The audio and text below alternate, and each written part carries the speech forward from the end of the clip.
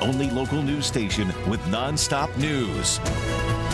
Well, good Friday morning. Nonstop News starts right now. We are the only station that is commercial-free for the next 15 minutes. We have you covered this morning, including a look at traffic with Joy, and of course a look at your weather with Jeannette. Good morning, Jeannette. Good morning, Marisa. Good morning, everyone. Happy Friday. Weather-wise, we're going to see some changes today, but that'll be more noticeable this afternoon and especially tomorrow. But let's start with this. The latest drought monitor, which by the way was updated yesterday, showing no more drought conditions across western Kerr County, northern Rial County, back across northern Edwards County. We also saw an improvement across Uvalde County. Much of Uvalde County just looking at moderate drought conditions. We still have a ways to go to see larger improvements here in San Antonio and Bexar County. Much of the area still under extreme drought, exceptional drought in Medina County.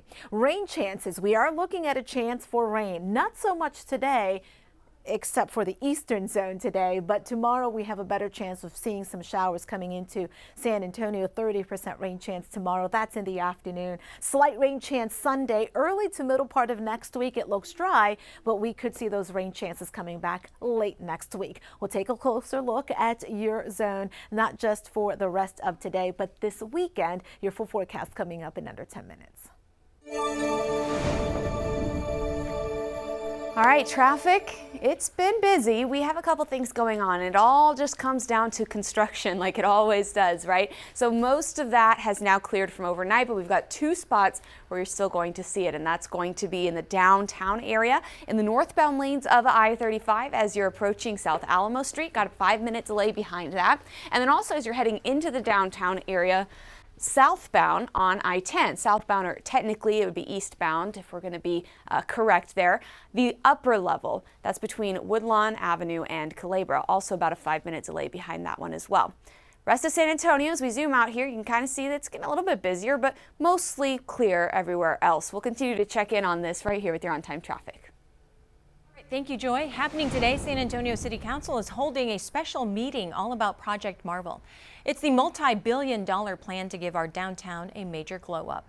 The Spurs are asking the city to chip in $500 million toward it, but they're not sitting out either. The Spurs says they're ready to invest hundreds of millions of their own money, too. This could also be on the ballot as soon as November. On the city side, you will likely be voting for or against an infrastructure bond. On the county side, you will likely be voting on raising the venue tax, also known as the tourist tax, by 1/4%.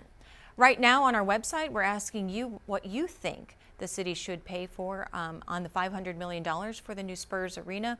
Most saying no, but this, the city is saying none of the money will be coming from taxpayer money. It'll be coming from venue tax from tourists. So scan the QR code and let us know what you think. And stay with News 4 San Antonio. We'll be at today's special council meeting. We'll have updates as we get them, both on air and online at news4sa.com. You can also download our News 4 mobile app to get breaking news sent straight to your phone. Well, right now we're working on getting more information on an ICE raid on the city's south side overnight. Eyewitnesses say ICE picked up more than 20 construction workers at a job site near 410 and Zarzamora. We spoke to ICE, and they say U.S. Immigration and Customs Enforcement confirms the presence of law enforcement who conducted an enforcement operation on the south side of San Antonio. This activity is part of an ongoing investigation led by Homeland Security Investigations. At this point, no further details are being released. Happening today, the TBI Warrior Foundation will be delivering medical supplies to Dietert Center to help families affected by the Hill Country flooding. News 4 San Antonio's Tawny Davis is live right now in the Content Center with details on the items they'll be delivering and how the foundation hopes to continue to help. Good morning, Tawny. Good morning. The households these supplies will be delivered to are families with someone with a disability. The supply drive provides critical resources for the disabled community in Kerrville. Through flood relief drives, the foundation has received medical equipment like wheelchairs, canes, and walkers, wound prevention and skin protection like pressure cushions and foam dressings. They have also received grooming and hygiene products like long-handed sponges, electric toothbrushes, and no-rinse wipes. What started as a call to action has grown into one of the largest community-led responses focused on getting these essential medical items to the people of Kerrville. The foundation says every item packed will help restore dignity, comfort, and hope for people living with disabilities. The Dietert Center actually had a lending closet. Last year they sent out 2,300 pieces of equipment and it all got washed away in the floods. And so our purpose here is to help provide some sort of peace and some sort of peace of mind for these individuals who are impacted by the flood, and to know that they aren't alone. The foundation will be loading up their cars to give to the Dietert Center around 8:30 a.m. They hope to have the items delivered by this afternoon. Reporting live in the Content Center, I'm Tawny Davis. Back to you. And when floodwaters rushed through Kerr County, many kids lost their favorite toys and stuffed animals. Neighbors have been trying to get those toys back to families, but another group wants to make sure kids get new ones too. Sammy's Toy Drive, which started after the Robb Elementary shooting, helps communities hit by tragedy, specifically children who may be struggling.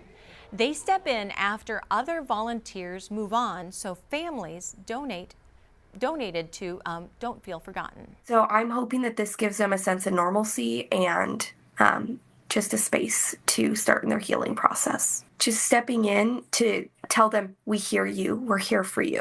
You're not alone, you're loved. It's everything. Right now, you can donate Amazon gift cards to help buy toys for Kerrville kids. Since donation centers are full, these gift cards will help get toys into children's hands when they need them most. New Braunfels usually sees a boom in tourism during the summer, but recent storms have put a damper on business. Downtown businesses say the summer started off strong, but July storms caused a bit of a slowdown. At the Cake Bar, a new spot that opened just months ago, the owner says they stocked up early and had to adjust their plans. We kind of over-prepared inventory-wise, staffing-wise. Other longtime businesses say season has been slower but remain optimistic with events and tourism picking back up. Well, nearly 5 years after losing his job, a San Antonio police officer is fighting to get it back, and it could have serious implications when it comes to your tax money. This is video of the incident that happened in 2020, which led to Officer Carlos Castro's dismissal. Dash camera video shows Castro and other officers breaking down the door to Eric Wilson's home after Wilson ignored officers' commands to stop following a traffic stop and barricaded himself in the house. Once they got inside, officers punched Wilson while trying to subdue him.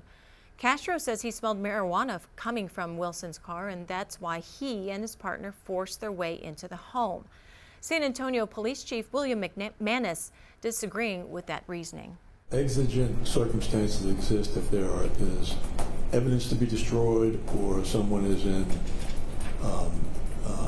harm's way inside, but certainly not because you smell marijuana outside. From there down here, it may be months before a decision is made on whether he gets his job back. If Castro is reinstated, it could cost taxpayers hundreds of thousands of dollars in back pay for the years he was not working. A San Antonio woman says she was blindsided when her water bill turned out to be over $2,000. She claims the city failed to fix a leak, and now she's being held responsible for the charges. Martha Avalos says she first noticed a leak near her water meter and contacted SAWS several times for help.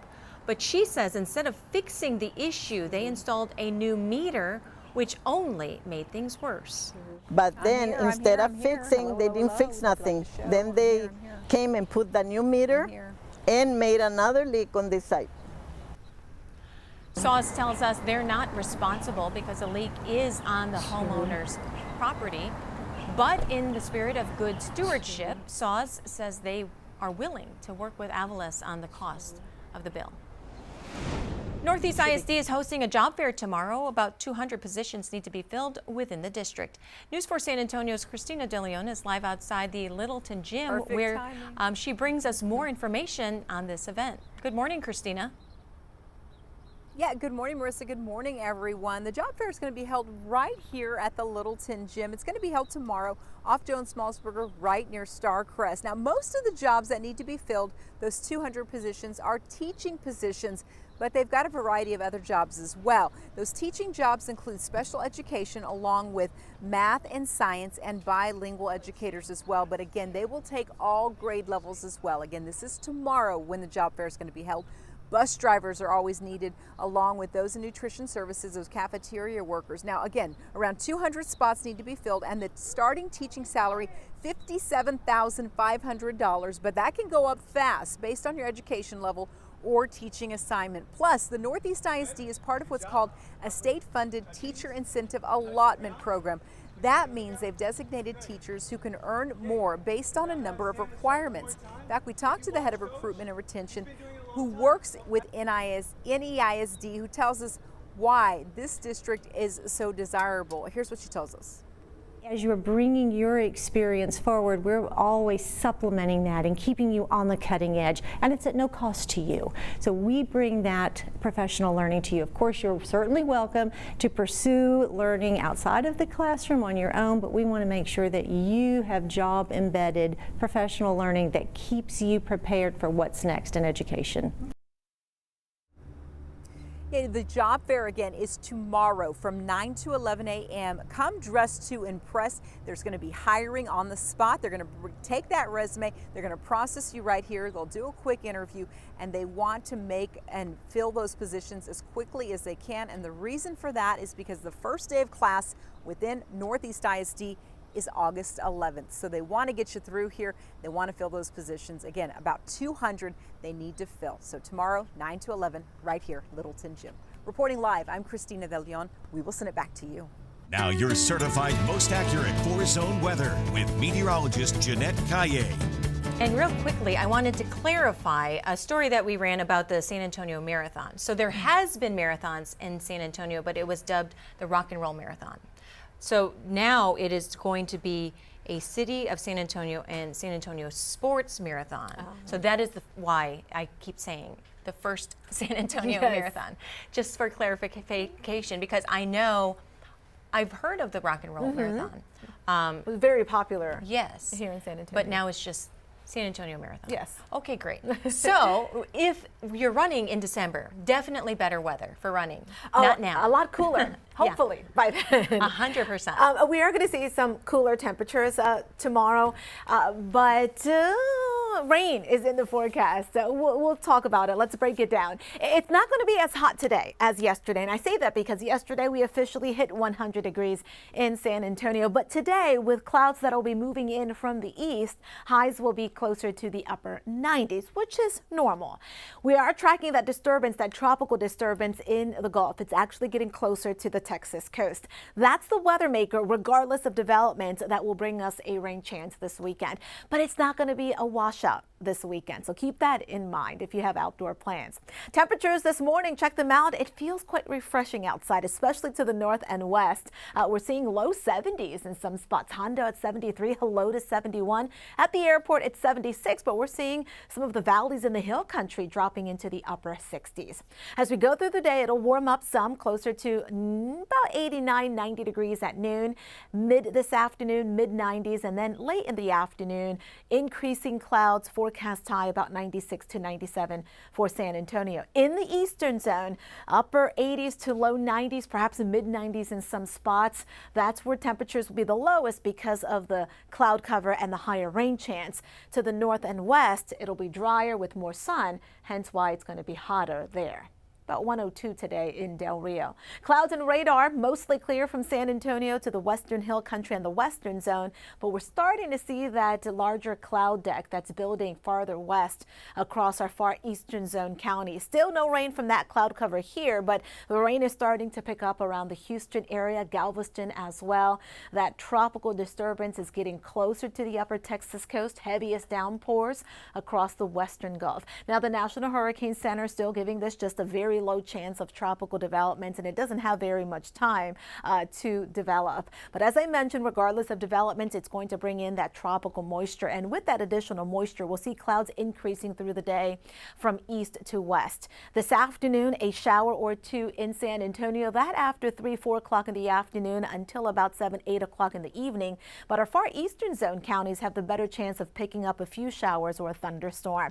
Not everyone will see the rain, but the spots that do get the rain could could see some brief pockets of heavy downpours just because this is tropical. Tomorrow in the afternoon, we'll see a couple more showers and thunderstorms primarily along and east of I-35. Now, we're not expecting any flooding concerns and no severe weather, but just stay with us just in case we do see at least some minor flooding in the far eastern zone and along the coast. Tomorrow's high 91, Sunday 97. Next week, high pressure moves back in, warming things back up around here. Hi, we've got a wreck here in the downtown area. This is right at the Y, so the southbound lanes of I-35 and the eastbound lanes of I-10, kind of where they meet is what you're looking at here in this live picture. We've got one lane blocked off. We got the tow trucks out there, so we're, getting close to getting this cleared out. But in the meantime, it is slowing us down a little bit. And on top of that, we were already seeing some delays heading towards downtown in the eastbound lanes of I-10 because of some construction closures in the upper level eastbound between Woodlawn Avenue and Culebra. And then, of course, we cannot forget about the construction closures in the northbound lanes of I-35 at South Alamo Street, about a 5 to 10 minute delay behind that right now. Zooming out, here's a quick look at the rest of San Antonio. Everywhere else looking pretty good. That's the latest with your on-time traffic. Paul McCartney is coming to San Antonio. He'll be stopping here at the Alamo Dome October 25th as part of his sold-out Got Back tour. The Got Back tour has taken McCartney all over the world, including Latin America, Europe, and Australia. This marks the first time McCartney has performed in San Antonio since 2014 at a benefit concert at the Tobin Center for the Performing Arts. Remember, 1993, Paul McCartney effectively opened the Alamo Dome, 47,000 people in May of '93. So when we turned 30 in 2023, we worked really hard trying to get Paul McCartney here. We couldn't do it, but we worked. This team has worked and targeted him for quite some time, and the fact we're able to get him in here is just a wonderful, wonderful development. The tickets go on sale August 1st. At 83 years old, the former Beatle member is still playing his heart out, for sure. And one quick look, here's facts about a free vaccine clinic that's happening out in Kerrville. Free vaccines of hepatitis A and tetanus will be happening Saturday, July 26, 9 a.m. to 3 p.m. Peterson Home-based services in Kerrville and Centerpoint School Cafeteria. It's going to be happening there. It's all for the folks, first responders, folks living in the community there because they've been dealing with a lot of floodwaters. So it's very important that they get those shots.